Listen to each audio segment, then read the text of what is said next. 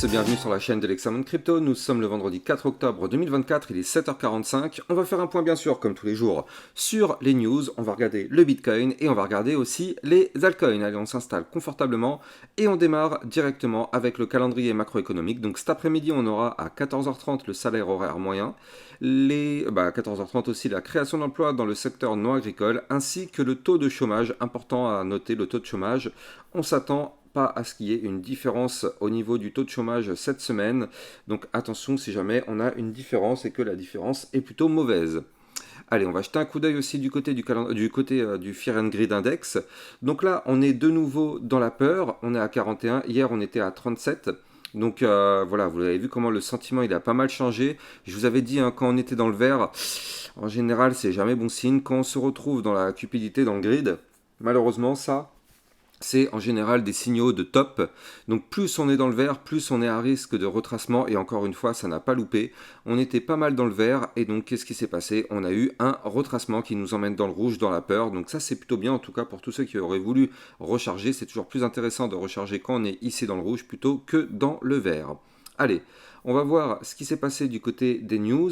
Pas mal de choses. Alors déjà, on commence avec le club Lexarocket. Je vous fais des vidéos donc sur le Notcoin, sur le Jasmy, le CKB, le Tao, le Render. Bref, toutes vos cryptos sont analysées régulièrement dans le club Lexarocket de façon à ce que vous ayez toujours un suivi régulier. Et vous avez des vidéos concernant des potentiels crypto-pépites aussi, pareil, dans le club Lexarocket. Donc ça se passe en description de cette vidéo. Vous avez le lien juste en dessous.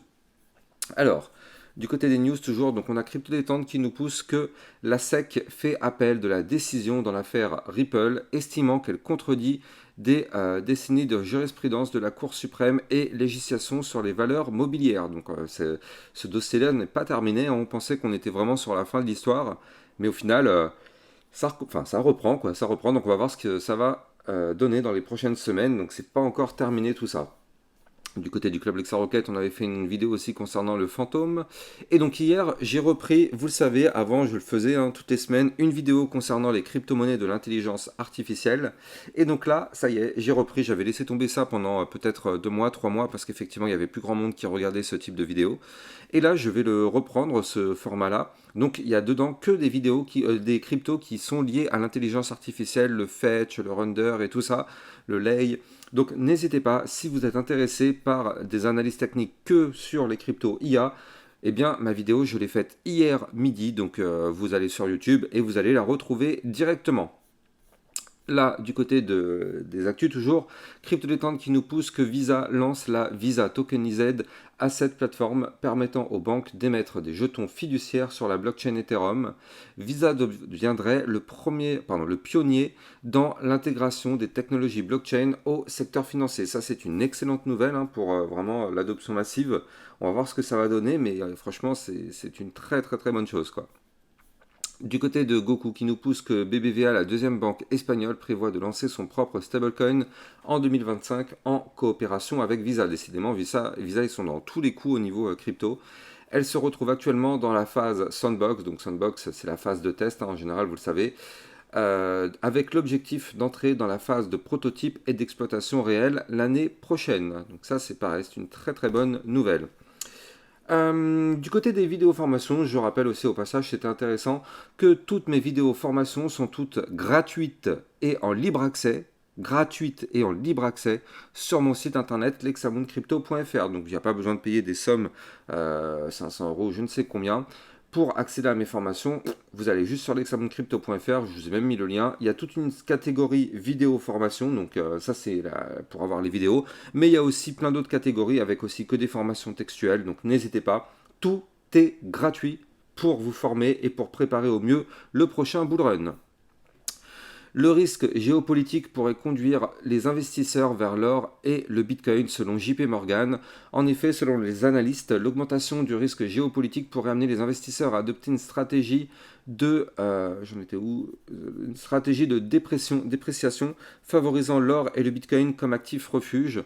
Les tensions géopolitiques croissantes et les élections américaines à venir renforceront probablement ce que certains investisseurs appellent le commerce de base, favorisant ainsi à la fois l'or et le Bitcoin. Donc on verra bien ce que ça va donner, on n'y est pas encore, mais grosse information, Grayscale lance le fonds AAVE.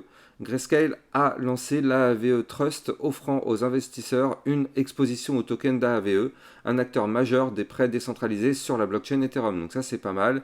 Et toujours du côté de crypto détente, l'ETF Bitcoin de BlackRock a enregistré une sortie de 13,7 millions de dollars, marquant ainsi la 4e fois que les flux sont négatifs depuis son lancement. Et ouais, ça fait quand même pas mal du côté des ventes, mais bon, c'est pas grave, on sait que dès que ça va redevenir un petit peu plus boule, ça devrait revenir. Et donc là, on a eu un documentaire sur HBO qui va sortir, qui proposerait de découvrir la véritable identité de Satoshi Nakamoto. Alors ça, c'est le titre qu'ils ont donné à leur documentaire. Est-ce que ce sera réellement ça? On verra bien, mais ça risque d'être intéressant en tout cas, ce qui sera dit, même si c'est pas vrai, hein, voilà, ça peut toujours être intéressant de se former un petit peu sur ce qu'est Bitcoin, qui est Satoshi Nakamoto, même si on nous dit pas réellement quel est son nom et son prénom, qui est cette personne. On verra bien si effectivement ils le disent dans leurs commentaires. Et pour terminer, ça fait plaisir, enfin fini de voir des vidéos de personnes à Dubaï montrant des Ferrari en faisant de la promo des crypto-monnaies sans jamais mettre en avant les risques. Et oui, vous avez déjà vu des centaines de vidéos comme ça où c'est un mec qui est là, qui dit ouais, j'ai gagné des millions et des millions avec la crypto, c'est grâce au trading et tout ça. Et en fait, du coup, il va vous inciter pour que vous vous inscrivez sur une plateforme étrange, pour que lui seul, en fait, gagne de l'argent derrière.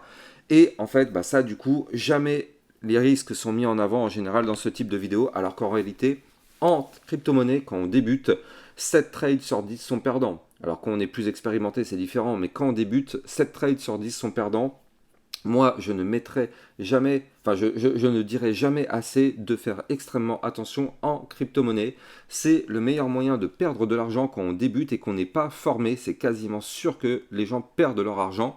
Donc voilà, soyons extrêmement prudents. Mais en tout cas, là, du coup, c'est fini du côté de Dubaï. Les gens ne pourront plus dire ça. Donc c'est terminé de pouvoir arnaquer, enfin pas arnaquer, mais de pouvoir inciter tous les gens à investir sans même les prévenir des risques. Parce qu'au final, beaucoup de gens débutent et vont penser qu'effectivement c'est vrai. Donc ça, voilà, enfin, c'est terminé. Allez, on va regarder le Bitcoin, bien sûr, mais avant ça, je rappelle que tout ce que je dis dans cette vidéo n'est en aucun cas un conseil financier, c'est à vous de faire vos propres recherches, et n'oubliez pas que vous pouvez perdre toute votre mise. Allez, on démarre la vidéo concernant le Bitcoin en vue jour. Donc là, qu'est-ce qu'on voit sur notre Bitcoin? Effectivement, on a fait une clôture hier, de nouveau, pile poil, vous le voyez bien, juste en dessous des fameux 60 777 $. C'était le niveau clé qu'on a perdu, et c'est le niveau clé qu'on essaye de regagner, regardez ça. Les 60 777 $, ça correspond au bas de notre énorme range, ici vous le voyez, tac, cette grosse boîte violette qui est là. Et bien du coup, là, on cherche à venir la récupérer depuis hier parce qu'on l'avait perdu avant-hier. Et donc là, on a clôturé en dessous avant-hier, donc là, on a perdu. Hier, on fait le pullback, on essaye de récupérer. On clôture la journée d'ailleurs sur un magnifique doji, qui est un chandelier d'hésitation. Un doji posé pile poil sur la résistance du bas du range et du point pivot des 60 777. Donc là, pour l'instant, ça indique une indécision pure et parfaite du côté du marché. Donc là, on voit qu'aujourd'hui, on cherche à réintégrer justement, donc tant mieux. Pour l'instant, c'est pas validé, la journée se termine dans 18 h, il est à peine 7 h du matin. Donc bon, on n'est qu'au début de la journée, donc on va voir où est-ce qu'on clôture cette journée. Mais si on arrive à clôturer au-dessus des 60 777, ce serait dans ce cas-là une bonne nouvelle. Ça voudrait dire qu'on réintègre le range en venant du bas. Et en général, si on fait ça, le but serait de prendre une direction plutôt haussière pour remonter et aller chercher, pourquoi pas, le haut du range. Je rappelle que là, si on pousse, on a des résistances, donc notamment les 62 231, 63 264 et les 64 464. Donc ça, ce sont nos prochaines résistances à venir chercher. Et je rappelle que si le Bitcoin se met à pousser, on formerait alors un très joli pattern en tasse avec la petite anse comme ceci sur le côté. Attention, ce pattern n'est pas validé, vous l'avez bien compris. Pour valider, il faut qu'on reprenne de la force et qu'on aille chercher la ligne de coup à 65 882. Par contre, ce point clé là, si on arrive à le breaker par le haut, alors oui, ça validerait le pattern, et là, dans ce cas-là, on pourrait aller chercher les 77 000 ou 78 000, je ne sais plus, on avait calculé ça ensemble. Bah attendez, tiens, on va la refaire, on va le recalculer. Hop, voilà. La target théorique serait d'aller chercher les 77 857 $. Donc ça, c'est ce qui pourrait se passer, mais pour l'instant, attention, ce n'est pas validé, donc on a juste à surveiller tout ça. Du côté du RSI, c'est bien, cette chute a permis au RSI de retomber, on était quand même un petit peu haut, on était à 65, voire même un petit peu plus. Donc là, on est retombé un peu, on se trouve actuellement dans une zone de survente à 48, donc ça fait plutôt plaisir. Et du côté du momentum MACD, bon bah depuis 4 jours, là ça y est, les bears ont repris la main. Mais bon, c'est du moyen terme, donc effectivement là il n'y a pas trop de soucis particuliers. Quand on voit que notre vue long terme, par contre, elle reste ultra bullish avec ce gigantesque boot flag, là par contre, ça c'est vraiment génial pour du long terme, pour avoir un très joli bull run. Regardez ça. Du côté du RSI, on est actuellement à 51. On est revenu retester à la perfection notre ligne jaune qu'on avait breakée. Donc ça, c'est excellent. Maintenant, ce qu'il nous faut, c'est décoller du côté du RSI, ce qui nous permettrait de tenter de nouveau la cassure de la ligne de tendance baissière qui est ici. Je rappelle que cette ligne, c'est celle qui nous bloque. Tant qu'on est sous cette ligne, vous l'avez compris, on est baissier, on est bloqué. Si on arrive à péter cette ligne, chose qu'on n'a pas réussi à faire cette semaine et la semaine dernière, alors dans ce cas-là, on pourrait aller chercher des points encore plus hauts. Mais bon, pour l'instant, on a été rejeté par cette gigantesque résistance. Du côté du momentum MACD, regardez, on est toujours en train de préparer un cross-bull qui pourrait arriver, pourquoi pas, dans les 2 à 3 prochaines semaines. Donc on n'y est pas encore, mais effectivement, ce serait pas déconnant que d'ici une dizaine de jours, peut-être, on commence à voir apparaître le cross-bull et une petite remontada. En tout cas, bon, j'ai pas de boule de cristal, j'en sais rien. En réalité, je peux pas je peux pas dire à 100% que c'est vrai, mais d'un point de vue indicateur, eh bien, c'est vrai qu'on pourrait avoir ce type de choses dans une dizaine de jours. Donc, bon, ça risque d'être une semaine palpitante la semaine prochaine ou la semaine d'après. Allez. Sur le Bitcoin, par contre, ce qu'on voit, c'est que là, je suis passé en vue 4 heures. Donc là, c'est ce qui pourrait se passer aujourd'hui. Regardez ça. Très sympa ce qu'il est en train de nous faire ici. A priori, on aurait peut-être trouvé un bottom sur la chute. D'ailleurs, ici, on le voit, hein, on n'arrive plus à chuter. Et là, on cherche à récupérer notre dernier point haut. Donc ici, on cherche à récupérer le point haut qui se trouve à 61 494 $. Ce point haut, c'est pas n'importe quel niveau clé. Il correspond à la ligne de coup d'un double bottom ici. Donc si on arrive à breaker effectivement et valider ce double bottom, la target théorique serait de faire le pullback chirurgical. Donc là, la target théorique serait de faire le pullback, souvenez-vous de ce range, le range qu'on avait fait ici, qui avait été pété une première fois par le haut, puis avec ce magnifique rounding top, a été de nouveau pété par le bas. Et là, on est dans cette configuration baissière depuis qu'on a cassé par le bas ce range. Et donc là, ce potentiel double bottom nous permettrait de revenir rechercher le bas du range qu'on avait breaké pour en faire le pullback. Donc pourquoi pas avoir un retour à 62 662 aujourd'hui. Si on arrive à valider en tout cas ce double bottom, c'est une possibilité. Et ce qu'il faudrait, ce qui serait vraiment extrêmement bien, c'est qu'on arrive à clôturer à l'intérieur de cette boîte violette qui est ici, vous la voyez. Parce que si on réintègre par le bas, alors du coup, je rappelle que la règle serait d'aller chercher par la suite le haut du pattern. Donc, pourquoi pas aller chercher les 63 781 $. On va bien évidemment surveiller ça de très près dans les prochaines heures. Alors, c'est de la vue 4 heures, donc ça peut prendre jusqu'à 72 heures. Il ne faut pas être pressé. Mais en tout cas, clairement, à surveiller de très près. Allez, on va parler de nos altcoins. Donc, hop, on se met sur les alts. On va démarrer directement avec le Solana. Le Solana qui lui aussi, bon bah bien sûr à l'image du Bitcoin, hein, vous le savez, quand le Bitcoin chute, tout chute, quand le Bitcoin pump, tout pump.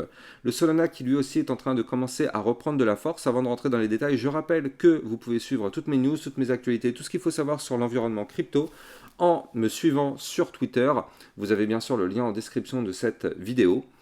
Et je rappelle que pour recevoir encore plus de vidéos concernant vos crypto-monnaies, pour recevoir des potentiels crypto-pépites, vous pouvez venir aussi dans le club Lexa Rocket, vous avez le lien en description de cette vidéo, ça vous permet de recevoir des vidéos concernant des potentiels pépites et des vidéos de suivi régulier concernant toutes vos cryptos, CKB, Jasmy, Pendle, Tao, Render, Fetch, voilà, toutes ces cryptos-là sont analysées très régulièrement et bien plus encore bien évidemment. Le lien est en description de cette vidéo. Donc là, du côté du Solana, on a trouvé rebond sur le support des 135. Pour l'instant, ce support a l'air de tenir. Bon, bah tant mieux. Si ça tient, ça nous permettrait d'aller chercher les 143 puis les 148, voire même remonter ici, chercher le haut du range. Et là aussi, former par la même occasion une sorte d'épaule tête, épaule inversée, qui serait une figure chartiste bullish. Par contre, soyons extrêmement prudents. Hein, si on pète le support, vous l'avez compris, on prendrait la direction dans ce cas-là du bas du range. Le bas du range qui se trouve actuellement à 126 $. Donc bon, c'est pas gagné, hein, c'est pas acquis du côté du Solana. C'est vrai que c'est pas bon, on n'a pas fait de point bas plus bas que les précédents. On est toujours sur une configuration aussi point haut plus haut, point bas plus bas, donc pas de souci particulier. La tendance reste toujours haussière, du moins tant qu'on est à l'intérieur de ce range ici, c'est plutôt intéressant. Maintenant, si on casse ce range par le bas, ça ferait mal quand même, hein. Ça ferait très très mal. Mais bon, on n'y est pas encore, donc c'est pas pour le moment, pas d'inquiétude. On jette un coup d'œil sur la crypto Arbitrum. Arbitrum, ça fait un moment que je vous en ai pas parlé, et pourtant on est dans une phase de consolidation ici, vous le voyez, hein, on a un énorme range qui est formé. Hop, qu'est-ce que ça signifie concrètement? Ça signifie que ce range, là pour l'instant, bah, on latéralise, mais le jour où on casse ce range, on pourrait retrouver de la volatilité. Regardez ça, cette boîte violette qui est là. Avant de continuer, je rappelle que vous pouvez trader toutes ces crypto-monnaies en utilisant mon lien de parrainage Binance qui vous permet de trader sur une plateforme sécurisée vu qu'elle est enregistrée PSAN auprès de l'AMF sans aucun risque de fermeture en France. Donc n'hésitez pas, vous avez bien sûr le lien en description de cette vidéo et ça vous permet d'avoir un petit bonus sur vos frais de trading. Alors, du côté de l'Arbitrum, le niveau clé qu'il va falloir casser, il est ici, 0,627. Ça, c'est notre niveau clé de résistance qu'il faut breaker si on veut reprendre de la force. Maintenant, là, attention, hein, pour l'instant, on est bloqué par des niveaux clés, on est sous le ruban de moyenne mobile en plus. Donc bon, pour l'instant, c'est pas gagné et il faut bien sûr que le Bitcoin continue de monter parce que si le Bitcoin chute, malheureusement, l'Arbitrum va chuter pour aller chercher le bas du range à 0,4779. Donc soyons extrêmement prudents. On n'est clairement pas tiré d'affaire, mais si on voit qu'on remonte et qu'on s'approche du haut du range, alors oui, ça pourrait être très intéressant pour pourquoi pas tenter sa cassure par le haut, aller chercher la résistance des 0,6676, puis aller chercher pourquoi pas la résistance d'après à 0,7261, et ici le boss final à 0,8025 qui pourrait nous former une potentielle hausse d'environ 28%. Donc bon, on n'y est pas encore, hein, on en est même très très loin, donc soyons prudents, mais à surveiller de très très près. Allez, moi, j'ai plus qu'à vous souhaiter une excellente journée. Je vous donne rendez-vous tout de suite dans le Club Lexa Rocket pour une autre vidéo concernant une de vos cryptos. Excellente journée à vous. N'oubliez pas de vous abonner, like et commenter, partager. Ciao, ciao!